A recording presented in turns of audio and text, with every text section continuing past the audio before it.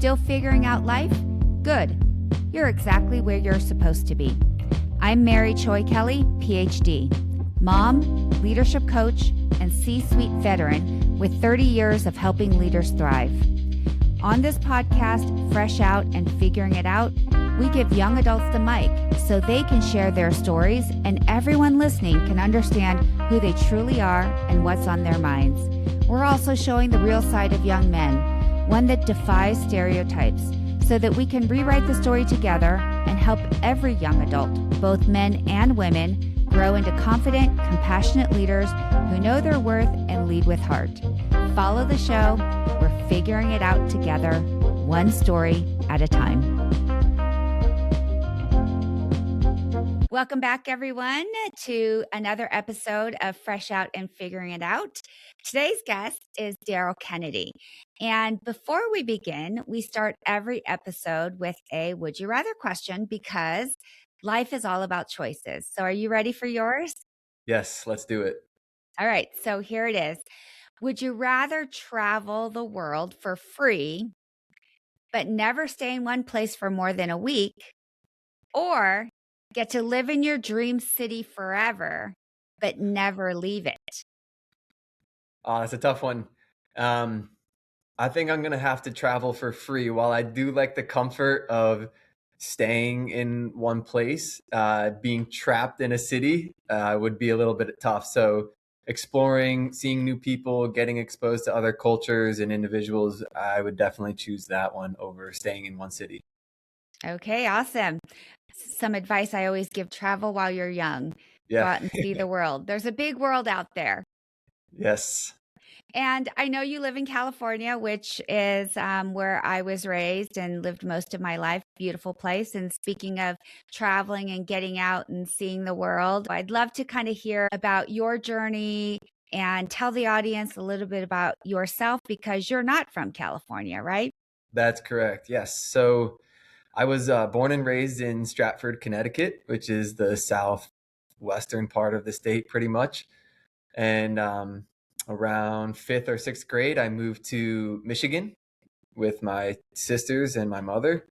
And I did middle school there, and I did all the way up until junior year of high school in Michigan. Went to a couple different high schools and then moved to southern Delaware. It's a lot different, so I will differentiate between the northern part and the southern part of the state.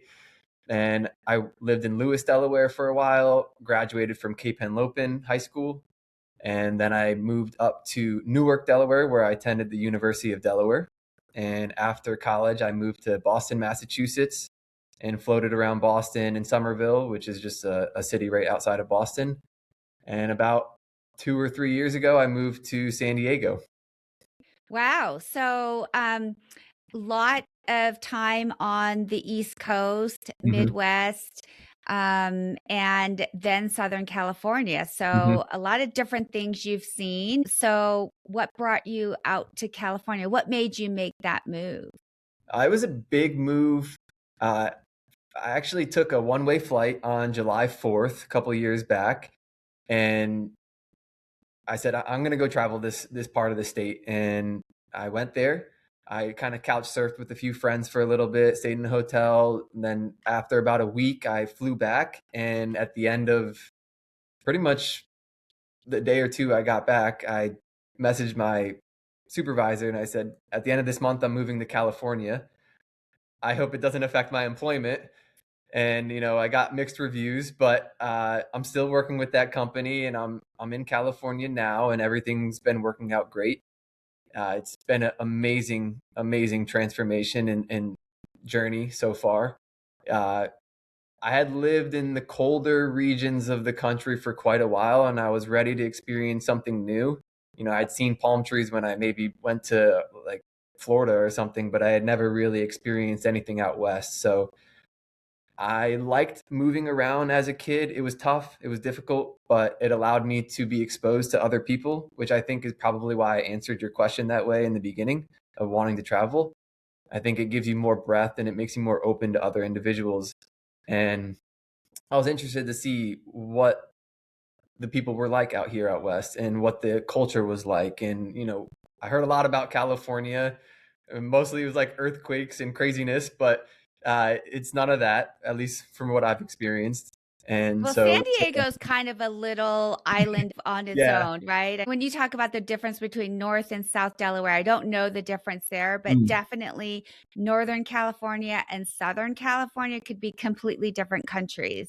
Oh, yeah. So the Yeah. Southern California vibe is very different. I'm a little biased. I'm a Southern California girl, so I prefer that, but it is definitely a different world.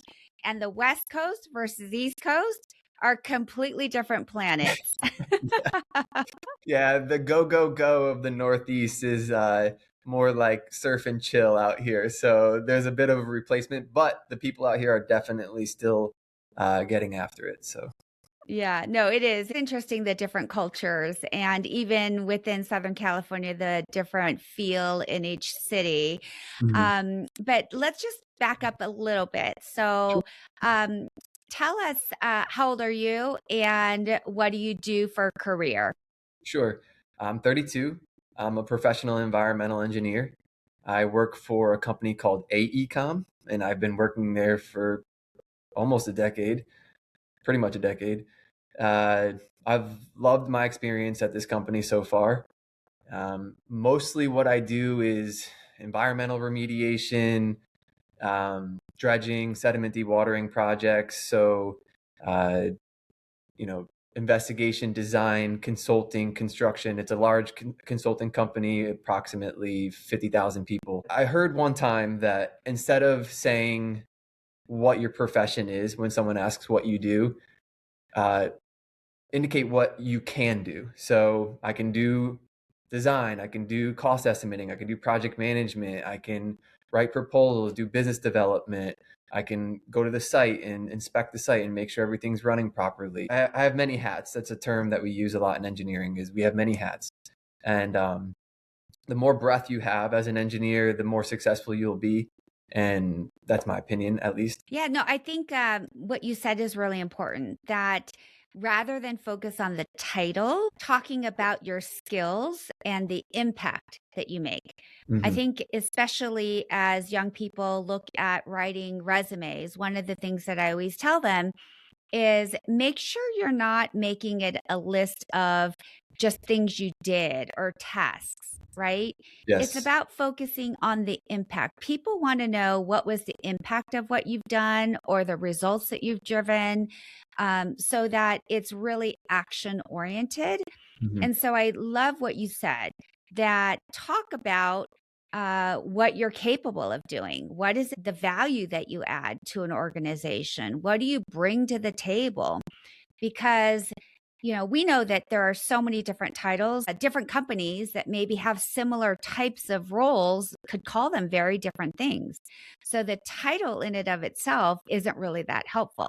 It's really what's the contribution that you make to an organization.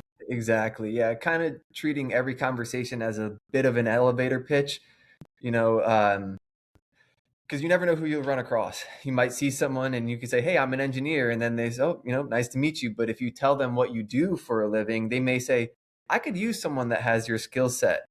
Would you be interested in doing something for me?" Maybe it's consulting for a few hours or just providing some technical knowledge or preparing a cost estimate or reviewing a contract, whatever it may be. They don't know that you can do those things unless you tell them. So just giving them the title is less helpful. Yeah, I love that you just said that because I've had a couple different conversations with young adults. Mm. And, this idea of just putting yourself out there and asking, right?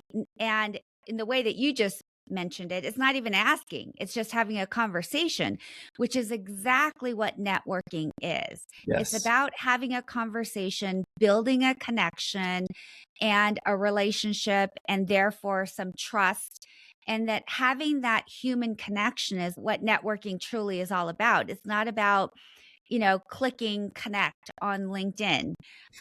Understand that there's some part of it that is helpful, but really having that connection and conversation and helping people actually understand what you do so that they can connect those dots that, oh, wow, okay. that's something that would be really helpful. Or I know somebody that needs someone like you, or that's something that I do, or here's someone you should talk to, or whatever it might be. Absolutely. Yeah. And I also like, speaking to other people. I think it helps kind of make you be able to communicate better. It could also build communication skills for like public speaking, for example. So just using everyday opportunities to build your traits and make you a better person, more rounded, is definitely good. This is to everyone else out there, don't be short to people when they're just be curious, talk to them, get to know them a little bit. You don't have to share your whole life story, but have a conversation. Say hi to the person you're walking by.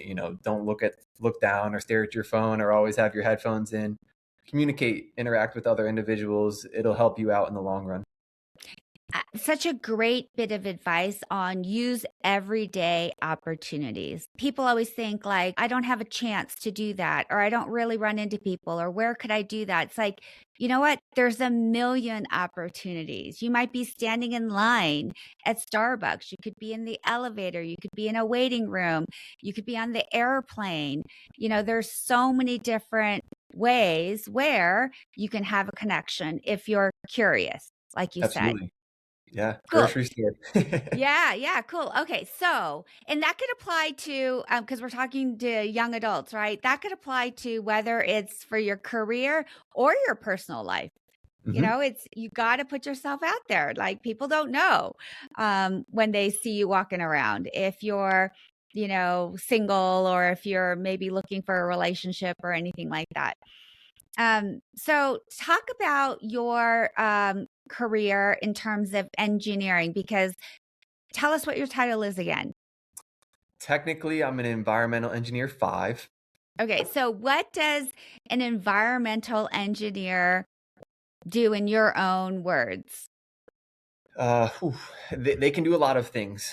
So environmental engineering, from my perspective, is a blend of civil engineering and chemical engineering. It's a relatively new field, and it can apply everything from sustainability through health and safety to remediation to just um, natural restoration and everything in between. You could also just become an environmental engineer and only do civil work, or you can do a lot more chemical related work where you're process engineering, maybe building wastewater treatment systems, or soil vapor extraction. The field that I got into was because I can start a little bit at the beginning. I went to a career fair. I was a junior in college. And what were you studying in college? Environmental engineering. Oh, you were. Okay. Yeah. So let's back up even more. How Sure. did you get to making that decision? Because I still think it's crazy. I think back when I was 18 and picking a degree, like literally I thought I wanted to be a doctor until a family friend asked me one question, which, believe it or not, I never thought about this. When I thought I wanted to be a doctor, she said to me, she was in her residency at the time, and she said to me, Mary, do you like sick people? And I was like, no, I don't. Why would I want to be around sick people? She's like, you probably don't want to be a doctor. Right. And so, like, I never even connected those dots, right? Like, I just thought I really like biology and I'm super curious. I, think that would be fun and I want to help people. But when she put it that way, I was like, no, that's not something I want to do. So I literally chose a degree that was like, okay, what I thought was close to being a doctor. I said psychology. I'm going to get a degree in Yeah. psychology.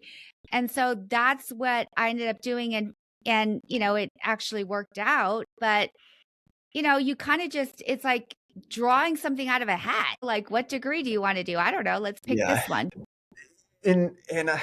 And that's where I wish there was a little bit more guidance and mentorship. And I think that's available to individuals these days, especially with all the technology and videos and stuff out there.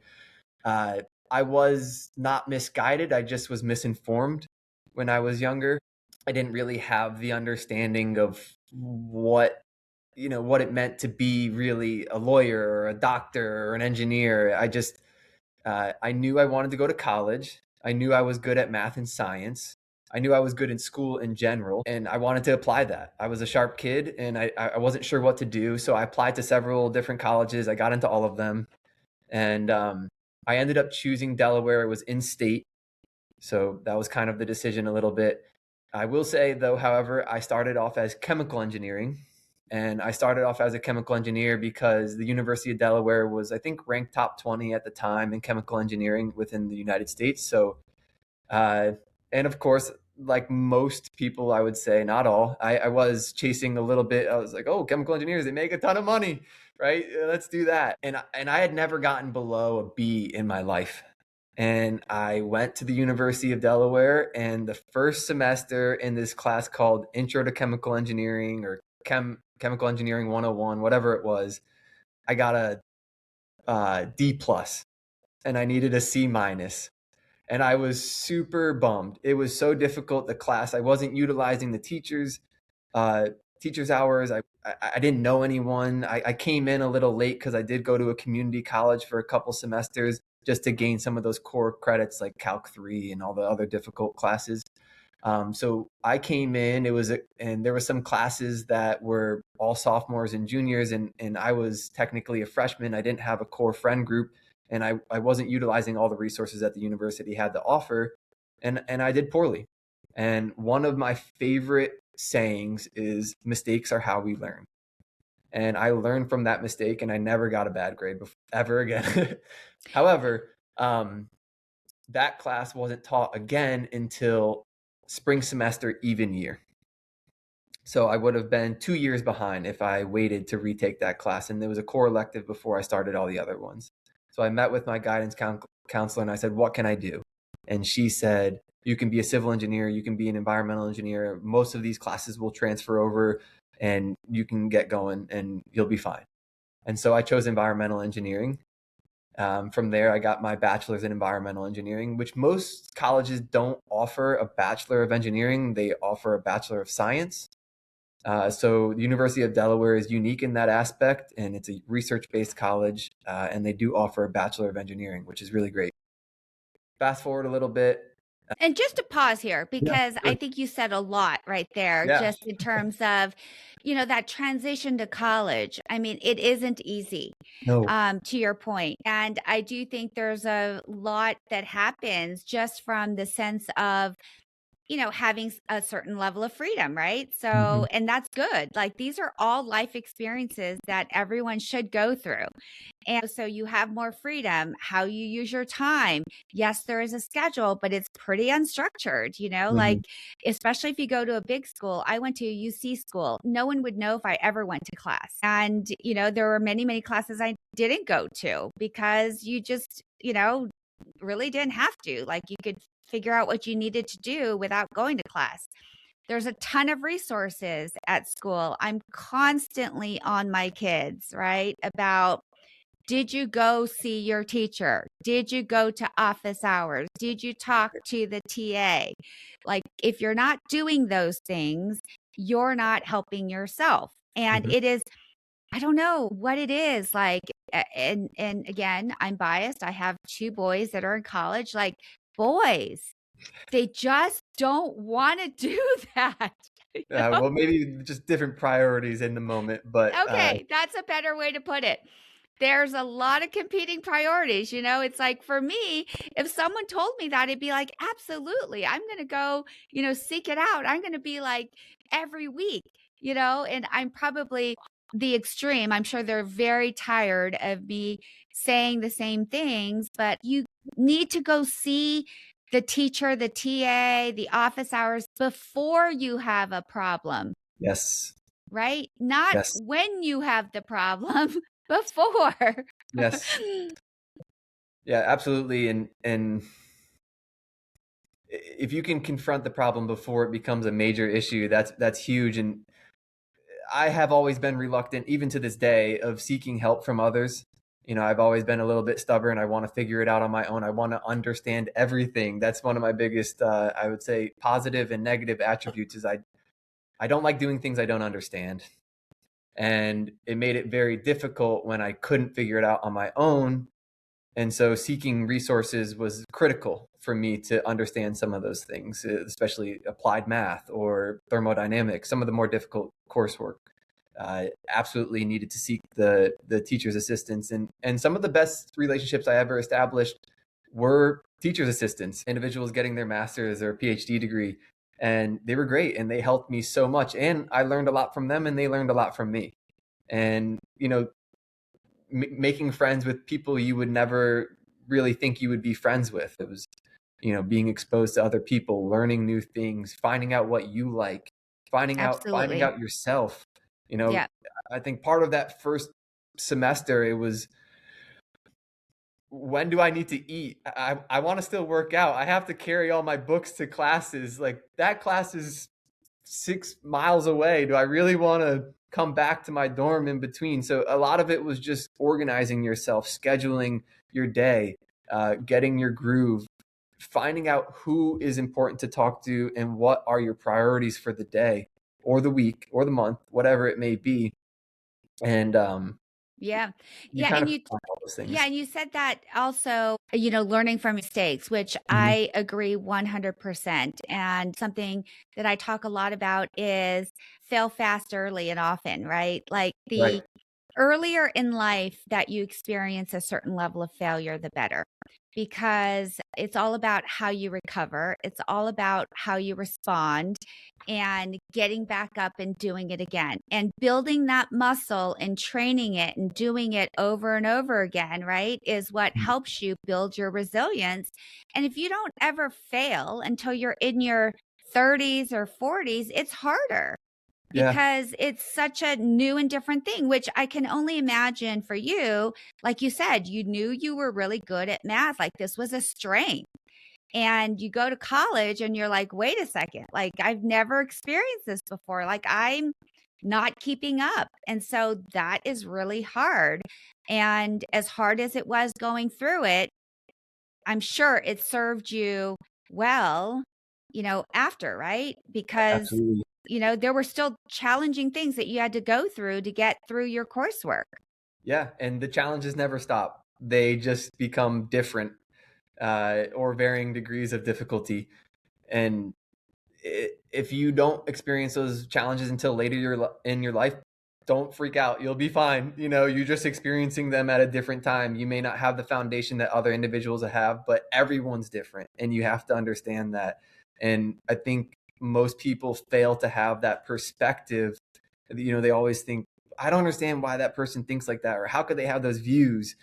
And think about the way they grew up, or their family, or what they were surrounded by, or where they were born, or what they were exposed to. A lot of those things play into an individual's mindset, but with discipline and a little bit of hard work, or a lot of hard work, you can overcome pretty much any challenge.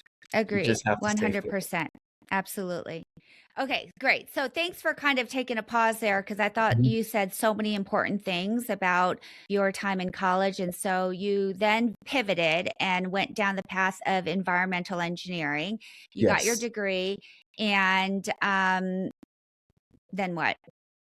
Well, it kind of started before I got my degree. One of my best friends asked me to go to a career fair with him, and I did.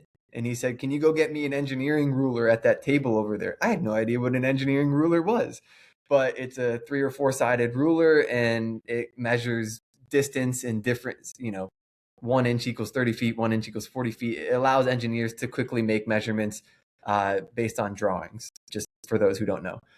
So I went over to the table and I said, "Can I please have that engineering ruler?" And he said, "Before I give it to you, you must give me your resume." Thought nothing of it, gave him my resume.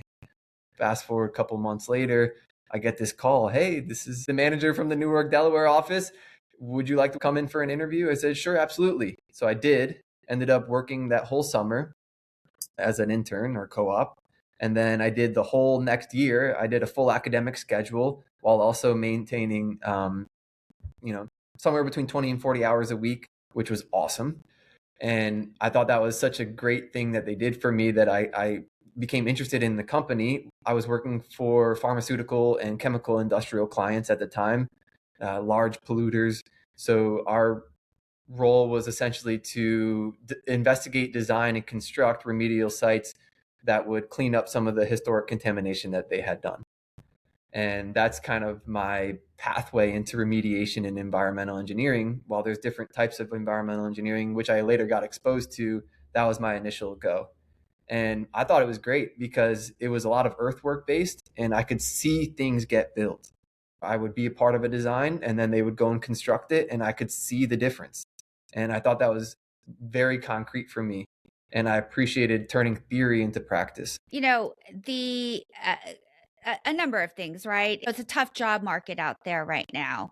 And the pathway into organizations, whatever field that you're looking at, one is building that relationship. Early on, you didn't even know it, but you made some kind of a connection during the career fair. You had an opportunity to work for an organization before you graduated. So you got some exposure. They got exposure to you. And therefore, you had a personal relationship, which helped, I'm sure, with your transition to being a full-time hire. So tell me what you do on a day-to-day basis, like someone that knows nothing about construction or sustainability or anything like that. Like, what does a day in the life of your, world look like? Now, it's a lot of emails and phone calls. I do operate Autodesk Civil 3D, which is a software for modeling in 3 dimensions. You can develop surfaces. Cost estimating is what I do a lot. So developing cost estimates for me to perform my work or for the contractor to perform a remedial construction job or a dredging job. Managing other engineers. I am an engineering manager, so I do have engineers underneath me and I do work for a larger group. I'm also part of business development, so strategic planning. But a day in the life is professionally, it's just a lot of typing on the computer, a lot of writing. I never really enjoyed reading when I was younger, and especially didn't like writing. But now all I do is write and all I do is read. So it's interesting to see how it turns out. But it is a lot of computer work, a lot of screen time and a lot of dedication, and you can morph your experience into whatever you want it to be. I mean, there are times where I might pick up a field job for a couple of weeks to oversee something more technical that the project team needs help with, or I might go out to a site and view the site before I begin the design to see what kind of challenges are there and what needs to be done. So let's back up, because clearly as a leader and a manager of a team, the work that you do is much more, administrative and kind of oversight, et cetera. So tell me how long you've been in the organization to get to where you are. So if you graduated at 22, you're 30, in your early 30s. So has it been like 8 years or so? Since I graduated, it's been 8.5, 9 years. Okay. Yeah. So let's maybe go back to kind of some of your early career, like just to give people a sense of what does an engineer in a global company do? I can speak mainly for what my experiences were. And I would say that it's a lot of learning. It's a lot of learning. I didn't know Autodesk Civil 3 at all when I first joined the company, and I learned that very quickly. So that was not something that was ever taught in university. I think we did it for 1 week as a part of a class, but it wasn't. Is that like a designing tool? Yes, it's okay. It's a designing tool. So it's what I use to develop all my design drawings and figures. So that is a large experience right there. And then getting to know all the Microsoft Suite products. So Microsoft Project for scheduling, PowerPoint, Word, Excel, etc. So basically you were designing as well as mapping out kind of project tasks or timelines. Would that be kind of fair? Yeah. I mean, essentially, what we mostly do is we know there's an issue. Someone has investigated something. They've come up with a proposed approach, and we'll go in there and collect the information needed to develop the design. That's usually called a pre-design investigation. We develop the design, which typically includes plans, drawings, and specifications. And then we issue it out to bid or coordinate with the client to get it out to bid. the client, puts it out to so many contractors or bidders. We evaluate the bids. We see which one's the best, has a both technical approach and commercial approach or cost, and then we'll help them through construction. But we don't always get every part of that. Got it. Maybe we'll only get the investigation and design, and then it goes to someone else for construction, and we never see the project get built. Or maybe we're only construction manager, or maybe we're a general contractor and the CM and the engineer on a job, and we're design building it, where we're executing it after we've designed it. Okay, so you are basically providing services to other companies who are looking to build or improve or do something from a environmental or building perspective, and you work on certain aspects of that project where it could be investigating, providing bids or designs or managing the construction. Is that kind of all of it. Okay, great. We help them through all of it, and our clients range from private and public sector. Great. Awesome. Okay, good. So now that I think gives a pretty good idea of what someone would do if they pursued a career in that world or find any of that interesting. What do you love about what you do? I think, at the end of the day, we're making a difference for individuals. So I'll draw from an example from 3 of my current projects. One project, we're dredging out an inlet or a channel that is kind of full of mud, and it's causing flooding in the surrounding area. So by performing this work, the houses don't get flooded out. That's great, or another one is we're cleaning up a historic contamination from a manufactured gas plant that was over 100 years ago. And there's contamination in the ground that maybe is impacting groundwater or soil that could potentially be dangerous to human health in the area. So we're removing that and improving, the environment and also protecting the community. Another one is there are some reservoirs that are being used for hydroelectric power generation and agricultural use, the water within that reservoir. However, they're losing capacity significantly because of hurricanes and other runoff. So we're going to restore the capacity of those reservoirs so that those dams can continue to operate as a hydroelectric dam, provide power to the island, and also provide water for agricultural use. So I like the aspect that my projects at the end of the day, if they do get constructed, are positive attributes to society.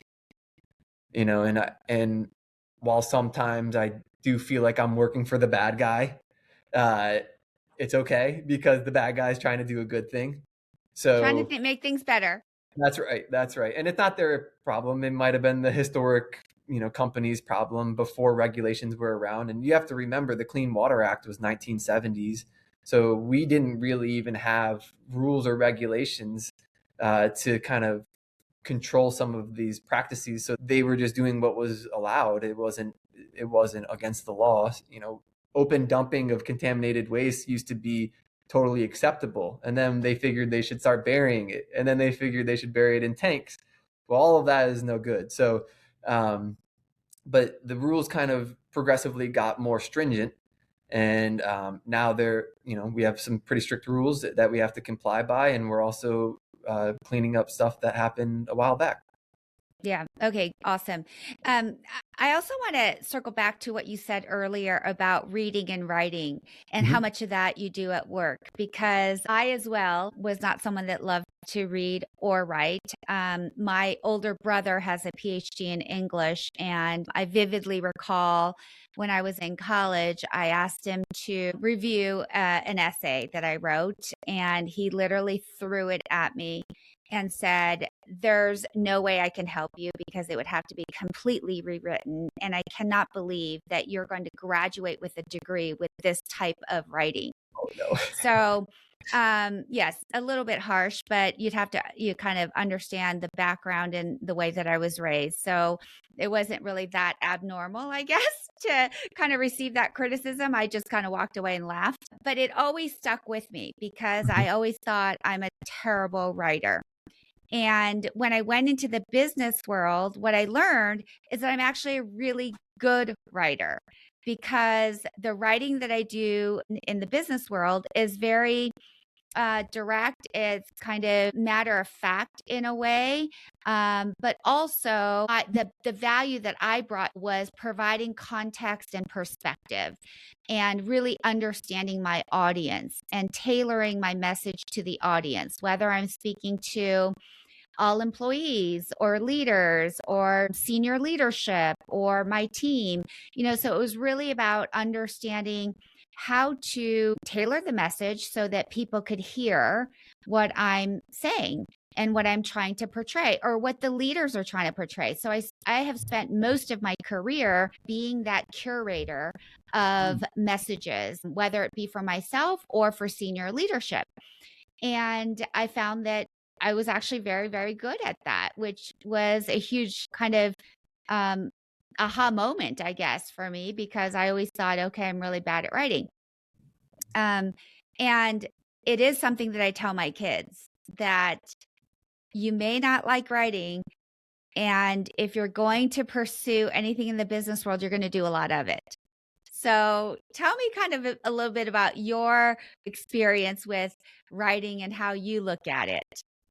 I'm gonna have to go all the way back to childhood on that one, because I don't know if they still do that these days, but you have to read a book over the summer, Yeah, I typically. think there are Okay, schools that still do that, give you a in math reading packets and assignment. stuff. So yeah, that was always, I did not like doing that. I started to enjoy writing through creative writing, not technical writing. And why I liked creative writing is I could do a couple poems or some short messages or maybe a paragraph. I also liked music, so rhyme and rhythm was also very interesting. How you can use words but say it in a different way, or add a couple different punctuations to mean multiple different things within one sentence. And so that's where my introduction into writing really came from. And I think I was a little passive towards technical writing, because technical writing, you truly, it's so easy if you know the topic. If you don't understand the topic, then you're just jumbling around and you get frustrated, and you don't want to do it anymore. So the more you read, the better your vocabulary becomes, the more you understand what words mean, the better context that you have.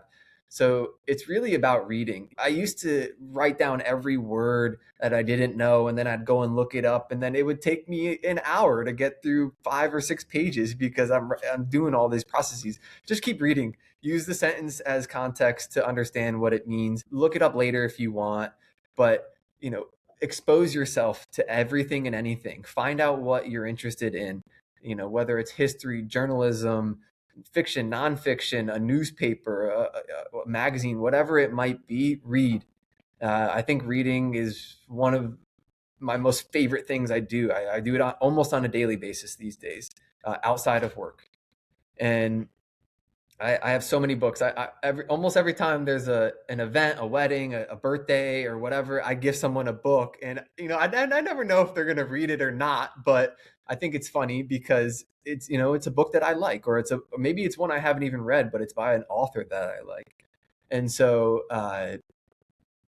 I think that reading really helps you become a better writer. So start with reading; it's easy, and then start to understand that if you don't know the topic, it's going to be hard to write about. So find topics that you know about or you're interested in. It's easier to write about something you're interested in, and then expand from there. And if you're not a good technical writer, then always try to say more with less words, or just keep it concise. Mm-hmm. You don't need to say all these extra filler words. Just say what you mean to say. I think a lot of when I review documents and reports and plans from others, I can take a whole paragraph and turn it into a sentence. So let's talk a little bit about your role as a leader, because, and how long have you been in kind of a people management role? It's about 2 or 3 years. Okay, so tell me about it. It's been tough because everyone's different, right? And I don't know, I can't remember the name of it right now, but there's these personality tests that basically tell you if, you're, There's all sorts of personality tests out there. yeah, whatever, right? And maybe you're quiet, but you're creative, or you're outspoken, and everyone has different personalities. So getting to understand everyone's personalities, but I think it's also important to hold someone to a standard, especially in the professional realm. We're a very, very competitive company. We are consultants. We bill to the 15-minute increment. Lawyers bill to the 5-minute increment, right? So our time is valuable, and we have to track our time, and we're expected to perform at a certain level.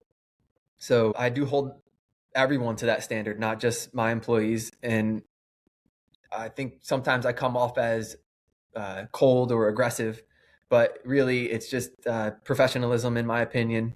And the people skills are important as well. Some of the best communicators, they're just good at knowing what to say and when to say, and holding their tongue and things like that. Some of the things I've done to become a better leader are, like I said, reading books like by Jocko Wilkinson. I don't know if you guys know him, but he's got the Dichotomy of Leadership or Extreme Ownership, those types of books. You don't have to take it all to gospel, but read it, see what's interesting in that, and see if you can apply those tools. Just use everything as a tool to make yourself better. And if something's not working, ask for feedback. I think one of the first things I did when I became a manager was I emailed all my employees and I said, what are you looking for in a manager? What is it that I can bring to you? Like, just being completely open instead of guessing and assuming. And never make assumptions, right? That's one of the 4 agreements. Being open to those individuals, asking them questions, and then asking for their feedback. That's a surefire way to make sure, okay, I know that this individual responds positively to this. I know that this person has weaknesses in this category, so let's build that. It's been a tough challenge, and I'm far from over. And what I try to apply is trait skills and other attributes from my mentors or people that I admire. And I try to take those on a little bit, or use those skills more readily. And then also just understanding that you're human. You make mistakes. Don't get too down on yourself if you didn't approach something the right way.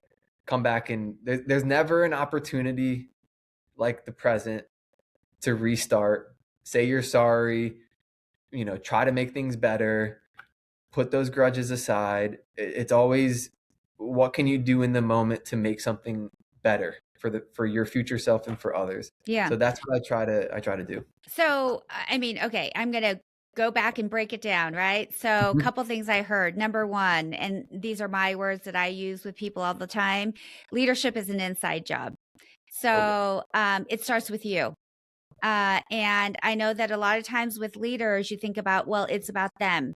No, it's about you. So, leadership, the best leaders are very self-aware. And if you're unable to identify your opportunities in areas of development, then you're not the best leader that you can be, right? Because we all have them, all of us.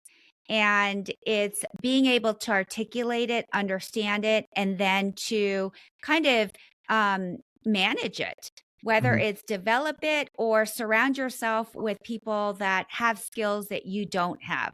One of the things that I learned very early on from making a ton of mistakes, understanding what your strengths are and finding those around you that complement and round your leadership out, right? So that's one thing that you talked about, which I think is really, really important. And you can't do that unless you really are honest about your own strengths and who you are and how you lead and manage. Yeah, knowing your strengths, but also knowing your limitations. 100%.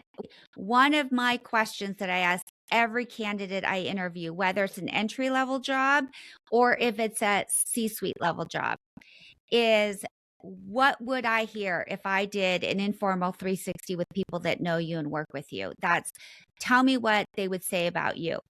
And people that only give me the positives, I will ask, well, what would they say on the other side? What, we all have development areas. What would they say? You would be shocked at the number of people that I interview at the C-suite level that cannot answer that question. Immediate knockout for me. They have a lack of self-awareness, because this isn't actually about what the weakness is. It's about that you're aware and that you have a good sense of who you are. Yes. So that is, I will tell you, I still use that. I've used it my entire career, and it is very important for every single person to be able to answer that question.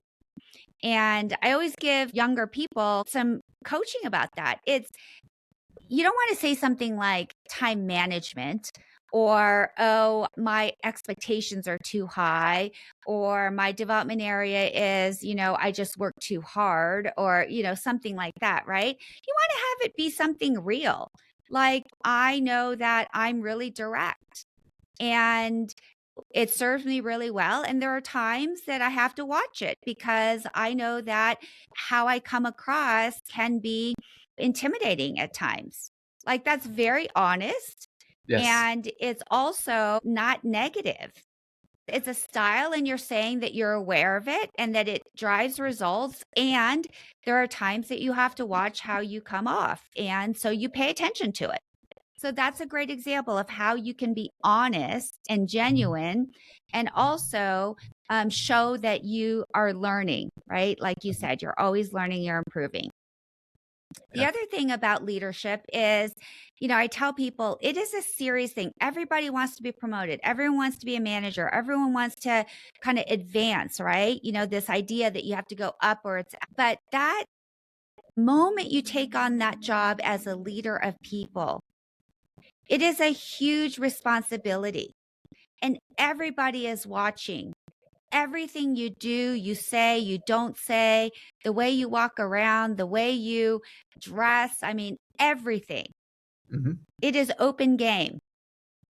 And when people go home at night, guess who they're talking about? They're talking about you. They're talking about you. Okay? Your team, Darrell. Oh, yes. Understood.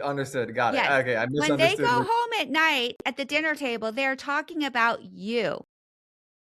So there are a million ways that you as a leader have an opportunity to make a positive impact. And there are a million ways that you have an opportunity to make a negative impact.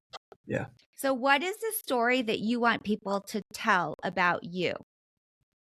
So in that role of leadership, the spotlight is on you, whether you want it or not. And then I think you also touched on, kind of the humility, that being able to be human and genuine and real, and to show that you are human, that you make mistakes, and that you're relatable.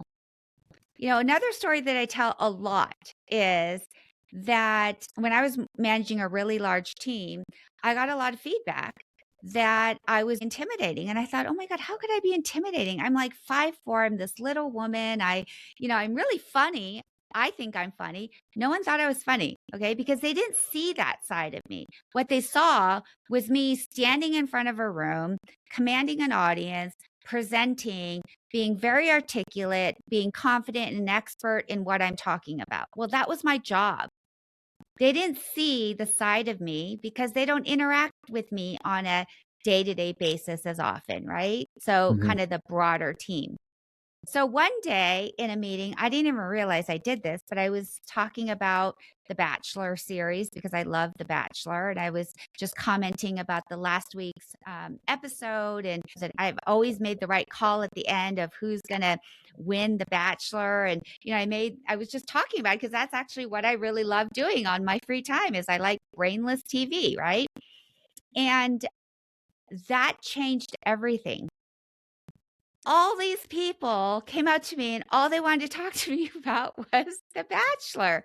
But what occurred to me is that made me relatable. There's a point of connection. It's a point of connection.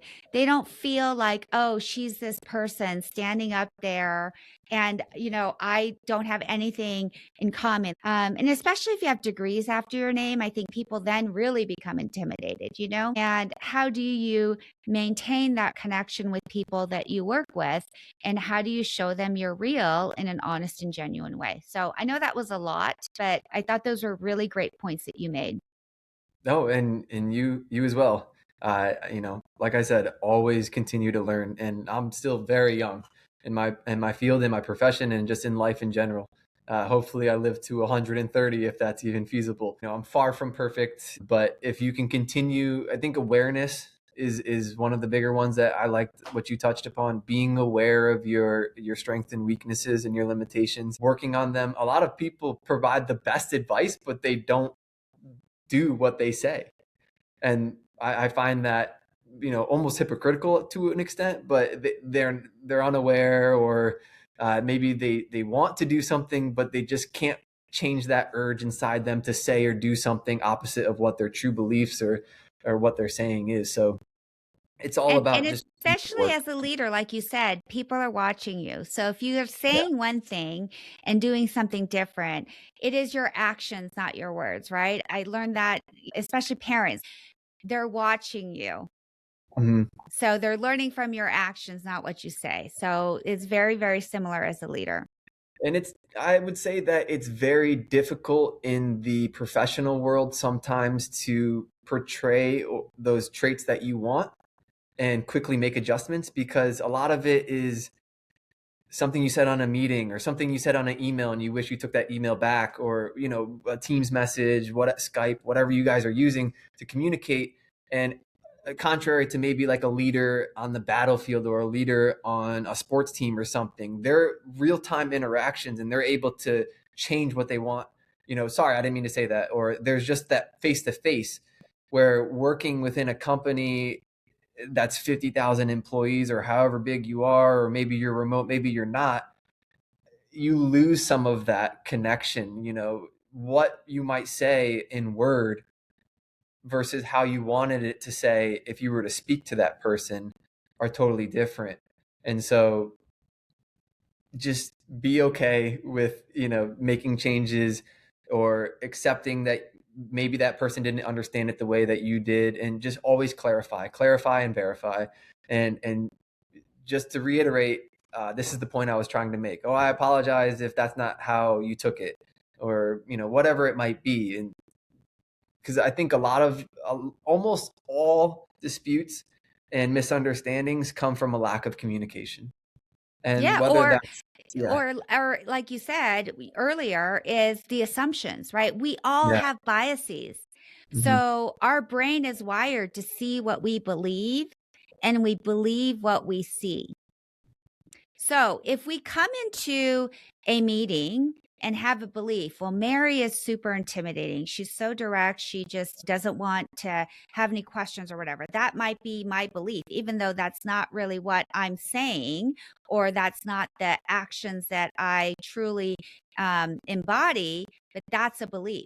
So it is very important, to your point, to be aware, like everyone is coming from a different place. And how do we have a certain level of empathy to truly understand where people are coming from? yeah. Your thoughts manifest into your perception to some Yes. extent, and you understand from a psychological perspective, because just like manifesting your destiny or even your day, today is going to be a good day. Somehow it kind of ends up being okay, Yes. but if you wake up in your morning and you're just like, I don't want to do Oh, this, yeah. We train our you're brain probably gonna have every a bad morning. day.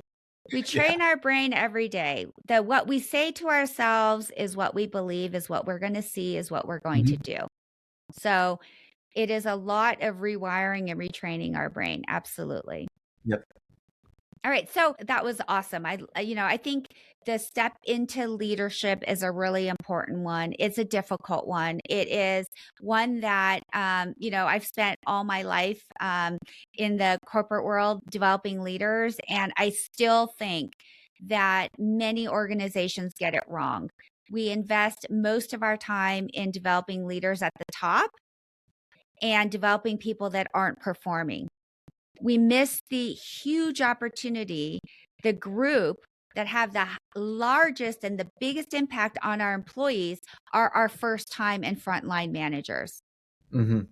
And Yeah, those that mid-level career is critical. and that group gets the least amount of focused development. That first job into leadership is a huge step.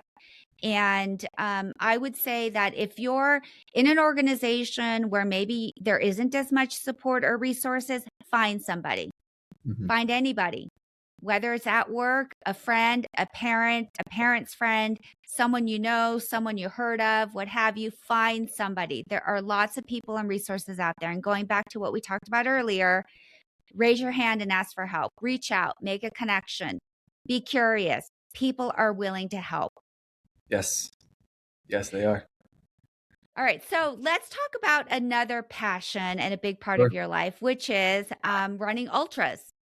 Yeah. So, first of all, what is an ultra race, and why do you do it? What got you into it? I mean, like so much that we need to know. Yeah, I mean, technically, by definition, an ultra marathon is anything that's over the length of a marathon, which is 26, 27 miles, something like that. So if you can run 28 miles, technically you've ran an ultra. Uh, and this is not something that I am by any means a professional at, but I do enjoy doing it. And I got into running a little bit more seriously when I did move to San Diego. I used to run, to the gym or jog around the track. I was always in sports when I was younger, so health and fitness was always kind of part of my lifestyle. But it wasn't until I moved to San Diego that I really began running seriously. And I used to track my my workouts just kind of historically over the last 20 years or so. And I was fanning through some of the handwritten notes to turn them into text. And I remember I had read early on that ran a mile, did not stop. And I was laughing so hard I almost fell out of my chair because now, the longest run I've run is 100 kilometers, which is 62.2 or something miles. So being able to go from a mile to 60 miles is quite a difference. And I would say that for those that are interested, everything over 30 hurts. So, you go Well, beyond 30 miles. for those that would relate to the I ran a mile without stopping, which would be me, Nice. anything over a mile probably hurts. Yeah. Yeah, I've never been the fastest, and I'm definitely not fast in the grand scheme of things. But I do enjoy the discipline aspect of running. I think getting outside, experiencing nature, seeing new things. I always kind of biked around town or the city of Boston, and I still do to this day. I have a couple different bikes, whether it's just a regular single speed or a beach cruiser. But when you're biking, things are moving by so fast. And I used running as an opportunity to explore. So sometimes when I go to cities now, I make sure I bring my running sneaks because, going 6, 7, 8 miles around town in a new city, you see so much more. And then later that afternoon or that evening, you're going to a restaurant that you ran by or made a note of. So you can use it as an opportunity to explore. But what I've liked about running is just being out there. I don't typically wear headphones, and some people think that I'm psychotic for that. But I like to be aware for safety reasons, obviously, the cars and everything, but also just listening to nature in the morning. The birds are chirping, and you're going for a jog, and the waves are splashing. I mean, how does it get any better than that? Uh, but then also, there's some type of I think it builds mental fortitude a little bit when you're running beyond a distance that you've ever ran before. And then Well, just I continuing think to go. anything like that that's an endurance sport like Yeah. that is more mind over Hmm. body, right? And Absolutely. I've been around it a lot. My husband is was a huge runner. He can't, unfortunately, it's one of the things that he just hates about his current situation. He hasn't been able to run for many years because of how much running he's done. But he ran all sorts of marathons and Ironmans and triathlons or what have you. And he says a lot of the same things that you say, like just being outside and exploring. And he definitely doesn't ever have headphones or anything like that on as well. And it just is a different kind of kind of a zone, right? It's his Yeah. flow state, I would say. So I don't relate, but it makes sense. I oftentimes wish I could relate, but it does look like a great way to kind of see the world. Yeah, I mean, and it's also a form of mental and physical therapy. If you can't concentrate, go for a run. You're not feeling good, go for a run. You're sad about something, go for a run. Your stomach hurts, go for a run. I guarantee you, when you get back, uh, I can't remember who said this quote, but it was something about, if you do something challenging, it motivates you to do something throughout the rest of your day. Like, if Yeah. you have to write a report, but you don't want to write a report, okay, start your day with a cold shower, then the rest of your day's Yeah. easy. Yeah. Do hard And things, do right? hard things. Just do When you hard. do hard things, it makes other things pretty Yeah. easy. So Be agreed. Yeah. uncomfortable. Absolutely. So you talked about what you love about it. I think maybe the place that you live inspired you a little bit to get out, and probably a great way to acclimate to a new city that is sunny most of the year, very different Yeah. from the Northeast, where I think running in the snow might be a little hard. Yeah, well, I have had quite a few runs in the blizzards of Boston. So, and I always thought that was fun. I'm wearing my snowboarding gear and goggles, and I'm going for a run. There's not a soul on the street. Something about that was rather nice. But I also found running as a good way to network within the community, not professionally, but just kind of get out there. I mean, I didn't know a single soul when I moved out here. I knew one or two people, but from high school, I joined local run clubs like the Pacific Beach Run Club, and there's running teams out here that you can join if you qualify for their team, and you can run events throughout the year. And I had no idea about this community at all. And I also had no understanding of how difficult it was and the things that they go through on a daily basis. Most runners I know are running through some form of injury, and they're really beating up their body, but they do it for their passion. It's what they love to do. Yeah. So And tell me how you got from, hey, I'm going to go for a run in San Diego. It's beautiful out here. And, just get out, to running 100 kilometers. I would say I ran a half marathon. It was the PB half, and it was like the most difficult thing I had ever done. Not really, but it was tough. It was super tough. And then the first ultra marathon I did was a 30-mile run by myself from here to Oceanside the day or two before I turned 30. And I wanted to run 30 miles before I turned 30. And I did it. And I said, okay, that was cool. I want to try to do more, but I want to do it without getting hurt. I want to do it with, at the end of that run, I was like hobbling around, wasn't feeling too great. Definitely was swimming a lot to try to alleviate some of the pressure in my knees and ankles and stuff. And so I used it as something to be interested in, a healthy hobby where I can learn about, okay, I need shoes that are 1 or 2 sizes bigger, or if I do these stretches or these dynamic exercises, I can become a better runner. Or so it was really about understanding my body and testing the limits that I had. And I thought that was cool because it was something that I hadn't experienced. And I thought being young and naive to some extent, I thought I kind of knew everything about my body. I'd been strength and conditioning pretty much my whole life, but then running just threw me for a completely different loop. So I did that run, and then I did a couple others, and then there was a group of people, 6 people were teaming up together to run from San Diego to San Francisco. It was 600-mile gap, and one of the runners, she had an injury. And I was speaking with one of the other athletes at the gym, actually, and I said, "How'd the run go?" And they said, "We haven't done it yet, but someone dropped out, and we're actually looking for another runner. Like, are you ready?" And I lied. I said, "Yeah, I'm ready. Let's do it. Let's go." So I knew I couldn't run a lot to get ready for it. I think I had like 4 weeks. So I did a bunch of cross training because I knew if I ran too much, I'd just destroy my legs, and I'd come in with tired legs and not be able to finish that competition. But what we ended up doing was 6 of us. We ran pretty much 6 miles, and then we'd pass the baton to another individual. They'd run 6 miles, and we repeated that process nonstop for 90 hours until we got to San Francisco. And I thought that was great. I was like, man, I just ran 100 miles in 90 hours, which we could have done it way faster, but we were running into all sorts of logistical issues like roadblocks from mudslides and the Palisades fires, and then just, food and just other random things that we were dealing with. But we didn't stop running. There was always someone running. So that was awesome.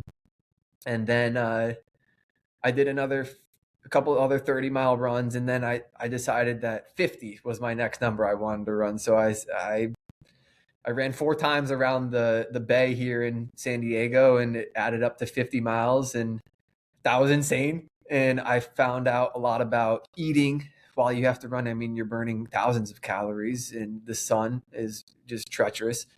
And so after the 50, it was like, okay, what's next? I could do 75 miles, 100 miles. I don't know. That sounds pretty tough. Let me just give me like a halfway in between. And I switched over to metric system, and I said, all right, let me do 100 kilometers. That's about 60 miles. So I ran from Oceanside to Long Beach, and that was a blast. And every time you do a long run, your body just gets more acclimated to it, and you're good after it pretty soon thereafter. And it's all about just, active recovery. Make sure you're walking around, whether it's walking the dog or walking to get the mail from the mailbox, like whatever it is, just stay moving the next day.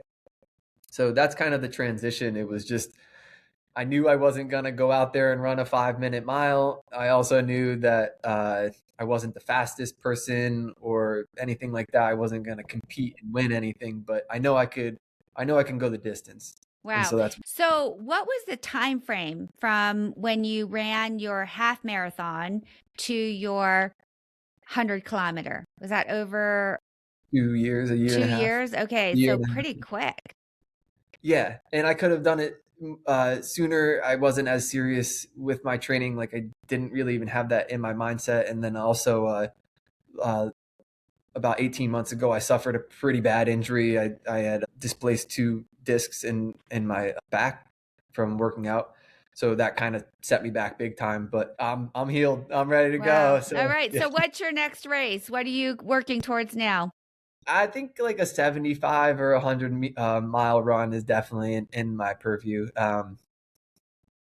One thing that I do that's a little uncharacteristic to most people is they like to do it in a formal setting where they're doing it as a race and they get a medal or a buckle or whatever for winning that race. But I just do it for fun. Great. Awesome. Yeah. All right. So Darrell, what advice would you give our listeners just from all the different things that we talked about? What kind of advice would you give them as they, look at, entering the workforce or just, taking on new experiences? Mm-hmm. I would say that try as hard as you can. Always, don't beat yourself up. Read, be curious, stay focused. Don't do what everyone else does. That's like one of the biggest things. Don't fall into the societal norms. Be okay with growing your hair out. Be okay with doing something that your parents don't want you to do. Be okay with trying something new. And I'm not saying like be an anarchist. I mean, like, just do something that you're passionate about and try hard. Those are kind of the main things that have always got me to stay focused and move forward. Is understand your limitations. Don't set goals too high for yourself, but also, don't downplay yourself. There is so many opportunities and resources out there. Read, look things up, travel, be open to other people. A lot of people kind of, I feel like they don't venture too far outside their norms. And whether that's speaking with, a group of people or just like someone who's different. My friends range all over the place. They fall in every category you could think of. And awesome. So let me ask you some questions that I ask all the guests. What's one stereotype you've heard about young adults that you would like to dispel? The stereotype that I'd like to dispel about young adults is experience doesn't make you qualified. You can have 10 years in the profession or 3 years in the profession, and those could be the same individuals in terms of qualifications. So when people are, saying, well, you need 10 years of experience in order to have this job role, I understand that preliminary requirement. I get it. There is something to be said about being experienced, but that doesn't mean that you can't have a skill set that's valuable, and use technology. That nowadays I'm kind of on that cusp. I was born in 93, so I still remember when you had to unplug the phone to get internet. But I think young adults now, they have a lot of technology at their disposal. So use what you know and use what's available to supersede others, and highlight your traits and your characteristics, and then keep the tenure out of it. Great. What are the three most important things that you look for when you consider a job, company, or a career? Myself, Yes. profit. I'm sorry, I have to say that. Uh, Don't apologize. I tell people yeah, all the time, I we mean, don't it work. is what it We're is. not doing volunteer work. No, this is don't work for free. That's one of the 3 years, 3 rules of consulting. You don't work for free. Then recently, it's been a little bit of how do I say it? But the atmosphere, The environment. the environment, yeah, like hostility and just not feeling welcomed or supported. That's been huge for me lately. Avoiding that. Yeah, try to avoid that. Or if you experience it, try to nip it in the butt as fast as you can, or just confront it. Don't let it fester, because it's only going to get worse and people are going to take advantage of you. So those are two things. And then the third one is, somehow it has to fit into your lifestyle. So whether that's, I don't like the term work-life balance, because I work all sorts of hours, but does it work for your lifestyle? Yeah, I think Right? that's a great way to put it. Because I'm with you. I don't believe in the idea of balance. Everyone's No. balance is a little different. So, Right. yeah. All right. So, final questions have to do with young men. Okay. What do you think it means to be a man? So I think what it means to be a man is a lot of the qualities of just being a good human, right? I don't really totally look at it in terms of like uh, masculinity or femininity. It's just really just, what does it take to be a good human? So being gentle, being curious, having controlled passion. I think that's a good one. Being able to control your passion. It's okay to be passionate about something, but don't be angry all the time about it. Having order and discipline, just to get everyday things. Wisdom is a good one, which comes with age at times. Humor. So are really just a lot of the traits that you would attribute to being a good person. Good. Desire to learn and understand deeply, being open to others, understanding where they come from. Doesn't mean that you have to agree with them, but knowing where they come from is important. And just civility, composure, all those words. I like the Stoics a lot. I think they have a lot of good things to portray to people, but those type of traits are what I think it means to be a good man or a good person. Great. What do you think it means to be masculine? It's hard to say these days. Not to say that anyone can't fall into these roles, but being supportive, I guess, is a good masculine trait. And bravery, strength to some extent. Great. How would you describe yourself?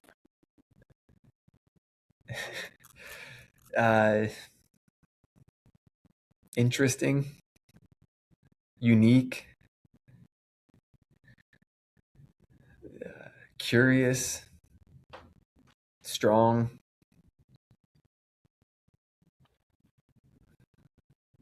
understanding. I hope these are all attributes that others would give to me. Smart, witty, humorous, capable. Wonderful. What does supporting young men look like or mean to you? I think it's guidance. It's guidance and mentorship, and it would be so great. While we did talk about how much mistakes are important for people to learn from, it would be so great if people didn't have to keep making the same mistakes. If history and society would just stop doing the same thing over and over and just learn from their past and build upon that. So I think guidance is a good one. Don't sugarcoat things. Speak directly. Speak what you mean. Don't hide the truth, because a lot is not disclosed, I think, sometimes.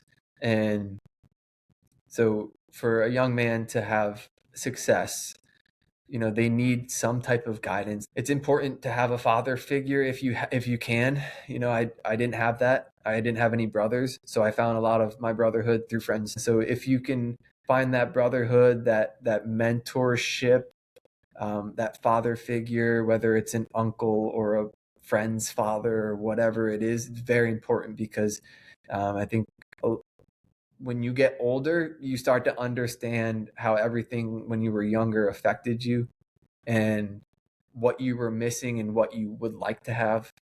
So think about that when you're trying to mentor someone or giving guidance to someone. Is what was missing from your life that you wish you had? Can you provide that to someone? Great. So just fill that gap for someone. Love it. Last question.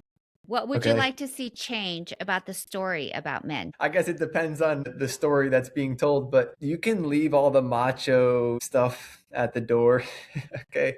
It's okay to be artistic and creative and different. It doesn't make you less of a man, right? You can be masculine, but have emotions. So have a good balance of what's out there in terms of what people stereotype as being masculine or being a man. Thank you so much, Darrell. I just loved our conversation. I think we could have gone on for at least another hour. Easily. Thank you for your time. And I can tell you that I do think you're very interesting, very curious, very unique, very smart, very aware. So thanks for being you. Thanks for sharing your story. And good luck with your next run. Thanks for the opportunity. Okay, See you out take care. there. Bye.